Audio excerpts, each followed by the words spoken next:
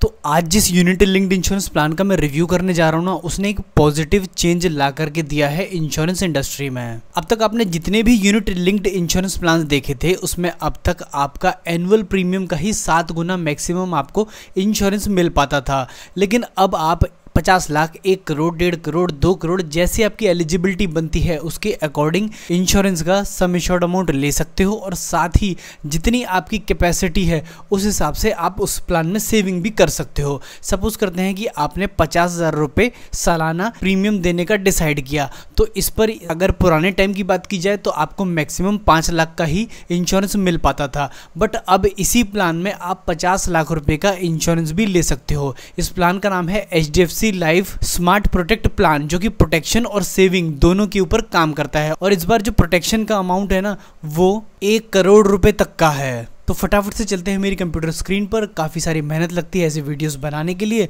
तो फटाफट से आप इसे एक मेरे लिए लाइक कर देना। तो प्लान का नाम है HDFC स्मार्ट प्रोटेक्ट प्लान, जो कि ना एक यूनिट लिंक्ड इंश्योरेंस प्लान है। अब यूनिट लिंक्ड क्या होते हैं? जिसमें म्यूचुअल फंड्स की यूनिट जुड़ी होती है और साथ में आपको इंश्योरेंस भी मिलता है ना। ये प्लान का नाम होता है यूलिप, यानी कि unit linked insurance plan. Insurance और म्यूचुअल फंड की यूनिट्स दोनों मिलती हैं इसमें, ठीक है। अब जो मंथली पेमेंट कर सकते हैं, क्वार्टरली पेमेंट कर सकते हैं, या फिर चाहें तो हाफ ईयरली या एनुअली भी इसका प्रीमियम दे सकते हैं। जो भी पैसा दिया वो 2 पार्ट्स में डिवाइड हो जाएगा। पहले से मिलेगा आपको इंश्योरेंस और दूसरे से म्यूचुअल फंड्स की यूनिट। और ये ना almost SIP with term insurance plan की तरह ही है।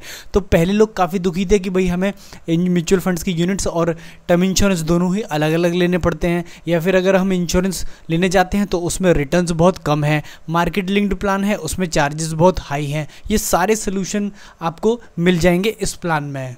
तो देखते हैं कि प्लान काम कैसे करता है। तो पहले आपने प्रीमियम दिया, उसमें से बहुत थोड़ा सा नॉमिनल सा अमाउंट, लगभग 250 से लेकर के 500 रुपये तक के आसपास का आपका इंश्योरेंस में चला गया, ठीक है। फिर उसके बाद पॉलिसी एडमिनिस्ट्रेटिव चार्जेस डिडक्ट कर लिए गए, जो कि बाद में रिफंड हो जाएंगे विद इंटरेस्ट।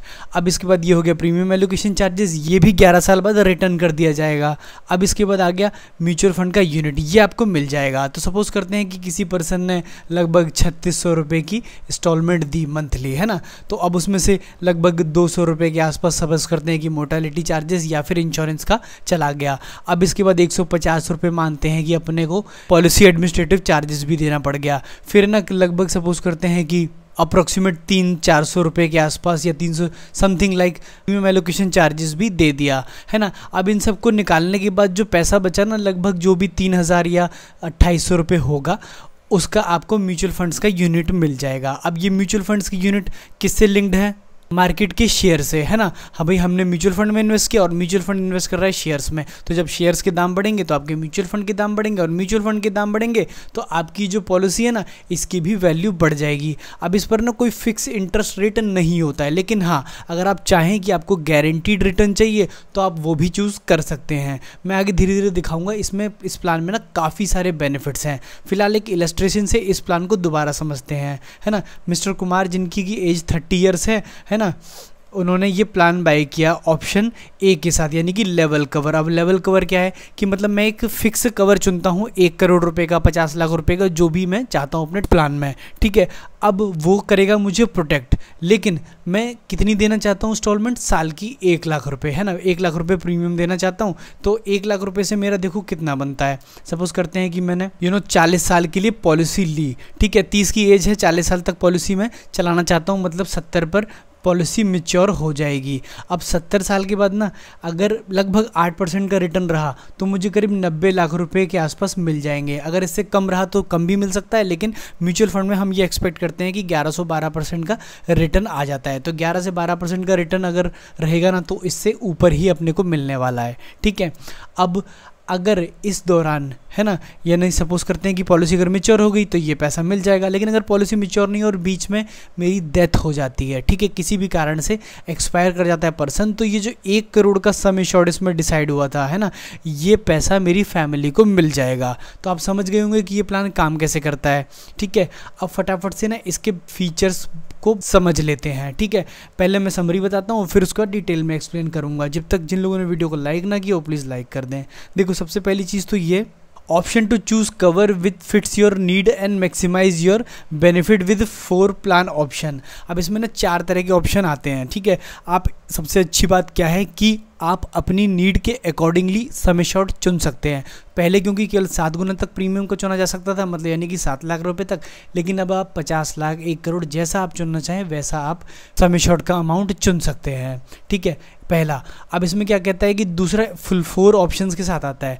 तो मतलब पहला तो ये कि आप लेवल कवर चुनते हो जहाँ पर आप एक fix sum assured like 50 lakhs और 1 CR जो भी आप चुनते हो ना, वो थ्रू आउट द पॉलिसी आपके साथ रहता है, मतलब आपका प्रोटेक्शन बन के, ठीक है। अब इसके बाद दूसरा ऑप्शन आता है level cover with capital guarantee. अब ना मैंने देखो पैसा कहाँ लगाया है, म्यूचुअल फंड्स में, है ना। अब इसके बढ़ने की तो गारंटी है नहीं, हो सकता है कि प्राइस ऊपर जाए नीचे आए, ऊपर जाए नीचे जाए, और इन दी एंड जो मेरा पैसा है ना वो कांस्टेंट कंडीशन में खड़ा रह जाए। तो यहाँ पर एक ऑप्शन आपको ये मिलता है कि आप कैपिटल गारंटीड ऑप्शन ले लो, जिसमें कि आपका ना एक पर्टिकुलर अमाउंट गारंटीड होगा कि मैंने डिसाइड किया कि 80 लाख रुपए की कैपिटल गारंटी है ना।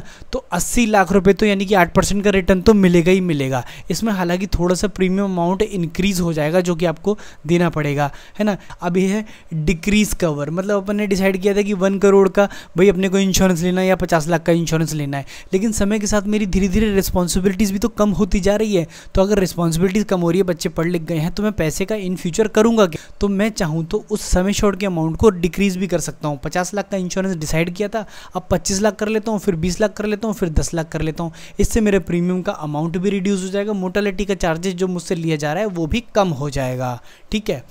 अब इसके बाद आता है decrease cover with capital guaranteed option. अब इस ऑप्शन का ये बेनिफिट है कि मैं चाहूँ तो एक तरफ तो अपने समय शॉर्ट के अमाउंट को डिक्रीज करता जाऊं और अपनी कैपिटल को गारंटीड रखूं, मतलब 80 लाख रुपए जो मैंने कैपिटल डिसाइड की थी कि मुझे इतनी तो चाहिए ही चाहिए, वो मेरे को मिलेगी ही मिलेगी। लेकिन अगर म्यूचुअल फंड अच्छा परफॉर्म कर रहे हैं तो वो हो सकता है कि 1 करोड़ 1.5 करोड़ जितने भी बन जाएं, वो मेरी किस्मत के ऊपर है, ठीक है। तो ये थे इसके 4 मेन बेसिक ऑप्शन जो कि प्लान में चुने जा सकते हैं। एक बार फिर से वापस समरी पर आते हैं और देखते हैं कि और दूसरे फीचर क्या क्या हैं। तो पहला फीचर मैंने आपको बताया, अब है दूसरे फीचर की बारी। अब देखिए option to reduce death benefit, तो ये मैंने आपको बता दिया। Get maximum sum assured benefit on maturity under level cover, ठीक है। कैपिटल गारंटी ऑप्शन भी मैंने आपको बता दिया। चूज 11 फंड्स, तो इसमें क्योंकि भाई म्यूचुअल फंड है तो आपके पास 11 तरह के डिफरेंट फंड ऑप्शन हैं, जिसमें से आप चूज़ कर सकते हो कि आपको इक्विटी फंड के साथ जाना है, इंडेक्स फंड के साथ जाना है, डेप्ट फंड के पास जाना है, हाइब्रिड फंड के साथ आगे बढ़ना है ना। जैसा जैसा फंड आपको चाहिए, जो कि आगे में फ्यूचर में आपको अभी इसमें चूज़ करना भी बताऊँगा वीडियो में आगे। अब इसके बाद आता है return of 2x into 3x, यानी कि 2 गुना 3 गुना mature mortality charges 11th year से रिटर्न कर दिए जाएंगे, ठीक है। अब ये भी अपने को देखना जरूरी है कि देखो इसमें जो चार्जेस लग रहे हैं ना वो अपने को वापस भी हो जाएंगे 11वीं ईयर से। अगर लॉयल्टी के साथ अपन 11 साल बने रहे इस पॉलिसी के साथ तो अपना पैसा भी वापस आ जाएगा। किस किस चीज़ का? मोर्टेलिटी चार्जेस का भी वापस आ जाएगा, प्रीमियम एलोकेशन का भी वापस आ जाएगा, और फंड मैनेजमेंट चार्जेस का भी पैसा वापस आ जाएगा। फंड मैनेजमेंट चार्जेस कौन से होते हैं? जो म्यूचुअल फंड पर लगते हैं। देखो तुम म्यूचुअल फंड बाहर से खरीदो या यहाँ पर इस प्लान के अंदर ले लो, दोनों में ही आपको फंड मैनेजमेंट चार्जेस देना पड़ता है। म्यूचुअल फंड में अगर तुम डायरेक्टली खरीदते हो ना तो तुमको 0.75 से लेकर के मैक्सिमम 0.8 तक परसेंटेज तुमको हर साल का एनुअल फंड मैनेजमेंट चार्जेस लगता है। लेकिन अगर तुम रेगुलर प्लान लेते हो तो तुम्हें 1.5% तक का लगता है।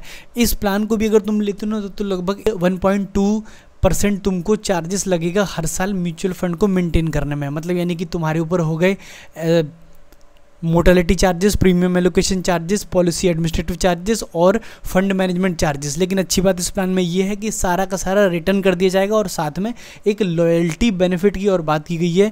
लॉयल्टी का है ना, लॉयल्टी एडिशन, ये भी आपको 2.5x एनुअल प्रीमियम का 11th ईयर से मिलेगा, ठीक है। तो अल्टीमेटली तुम्हारे जितने भी चार्जेस थे पहला तो वो सारे वापस आ जाएंगे और तुम्हें इसमें कवर अमाउंट भी अच्छा देखने को मिल रहा है। तो ओवरऑल में अगर कहूँ तो ये एक अच्छा प्लान है, ठीक है। अब फटाफट से प्लान की कुछ एलिजिबिलिटीज़ देख लेते हैं और अगर वीडियो अच्छा लग रहा हो तो इसे लाइक कर सकते हो, ठीक है। एज एट एंट्री की अगर बात करूँ तो देखो 30 डेज़ के बच्चे के लिए भी अपन इस प्लान को ले सकते हैं, है ना। लेकिन जो प्रपोजर की एज है वो भी 18 होनी चाहिए। मतलब यानी कि इस प्लान को पेरेंट्स अगर अपने बच्चों के लिए ले रहे हैं तो एटलीस्ट प्रपोजर यानी पेरेंट्स की एज 18 साल होनी चाहिए। अगर मैक्सिमम एज की बात करूँ तो 60 पर इस प्लान को लिया जा सकता है, इसके ऊपर की एज पर नहीं, है ना। एज एट मेच्योरिटी की बात करूँ तो 25 साल में मेच्योर हो जाएगा और मैक्सिमम 100 साल है।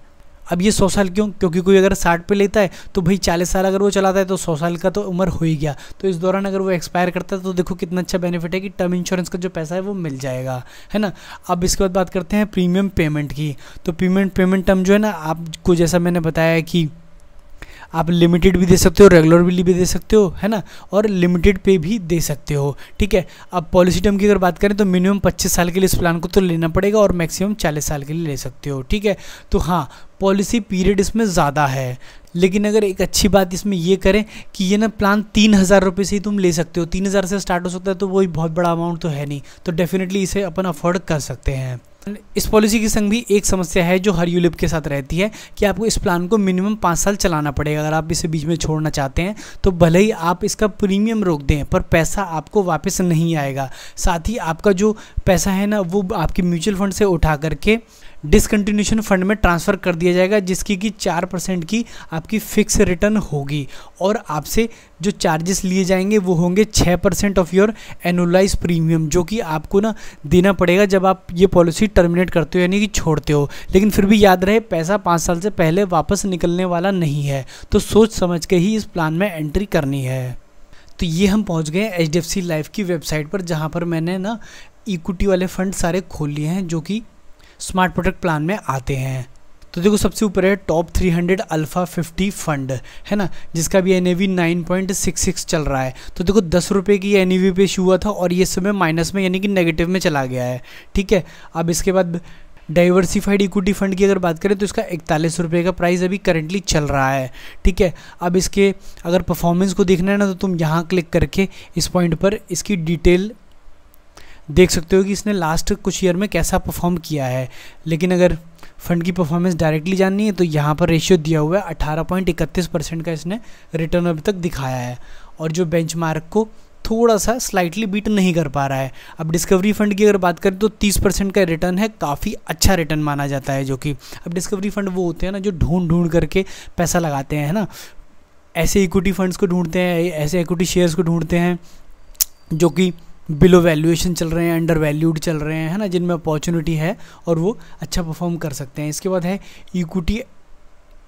इक्विटी एडवांटेज फंड, है ना। अब ये 27 रुपये का इसका भी NAV चल रहा है और 20% का इसका रिटर्न है, ठीक है। ओवरऑल अगर बात करें तो ना रिटर्न तो देखो अभी तक जितने भी आपने देखे होंगे वो ठीक आपको दिख रहे होंगे, तो इनमें से कोई भी चाहो तो आप फंड चूज़ कर सकते हो। अगर मैं कुछ फंड सजेस्ट करूं तो मैं ये कहूँगा कि एक डिस्कवरी फंड में इन्वेस्ट किया जाए, एक अल्फ़ा 300 में इन्वेस्ट किया जाए। इसके अलावा आप 2 से 3 फंड और चुन लीजिएगा, ठीक है। ओवरऑल सभी फंड को अगर आप डिटेल में समझेंगे ना तो आप ये देखेंगे कि सबका ही परफॉर्मेंस ऑलमोस्ट अच्छा है इक्विटी के केस में। हालांकि डेट के केस में ये अच्छा नहीं है, तो कोई अगर आपको डेट का फंड सजेस्ट करता है तो मेरी एडवाइस यही रहेगी डेट को अवॉइड किया जाए, क्योंकि इसका जो रिटर्न है ना वो काफ़ी ख़राब यानी कि सिर्फ 4% का करेंटली आ रहा है, और ऐसे में आपको दुनिया भर के एलोकेशन चार्जेस वगैरह भी पे करने हैं, तो आपका फंड प्लस होने की जगह माइनस हो जाएगा। तो प्लीज़ अवॉइड डेट फंड। आप चाहें तो हाइब्रिड फंड में जा सकते हैं जहाँ इक्विटी और डेट का मिक्सचर होता है, बट फिर भी अगर ये प्लान में इन्वेस्ट करना ही है और अगर आप कैपिटल को गारंटीड चाहते हैं तो वो गारंटीड वाले ऑप्शन के साथ जाएं तो ज़्यादा बेटर रहेगा। अब इसके फाइनल वर्डिक्ट के बारे में बात करते हैं, क्या ये प्लान लेना चाहिए, क्या ये प्लान अच्छा है, बुरा है, कैसा है। तो ओवरऑल इस प्लान के बारे में मैं ये कहूँगा कि इसके इंश्योरेंस को देखते हुए ये एक अच्छा और वैल्यूएबल प्लान है, बिकॉज आपको टर्म इंश्योरेंस वाली जो समस्या थी ना वो यहाँ ख़त्म हो गई, चार्जेस वाली समस्या थी वो भी सॉल्व हो गई कि चार्जेस भी इन फ्यूचर रिटर्न कर दिए जाएंगे। बस आपको एक ये देखना है कि अपनी कैपेसिटी यानी कि अपनी जेब के हिसाब से ही इसमें पॉलिसी का प्रीमियम अमाउंट चुनें, जिससे कि आपको फ्यूचर में इस पॉलिसी को डिसकंटिन्यू ना करना पड़े, क्योंकि डिसकंटिन्यूशन चार्जेस इसके सबसे ज़्यादा हाई हैं। ओवरऑल प्लान एक गुड प्लान है और मैं तारीफ़ करूँगा HDFC कंपनी की जिसने इस इनिशिएटिव को लिया और एक अच्छा बेटर प्लान बनाया और बाकी प्लानों की कमियों को दूर किया। तो इस पॉलिसी से जुड़े किसी भी तरह के सवाल के लिए आप मुझे कमेंट सेक्शन में कमेंट कर सकते हैं और वीडियो पसंद आया तो उसे लाइक भी कर सकते हैं। तब तक के लिए थैंक यू सो मच।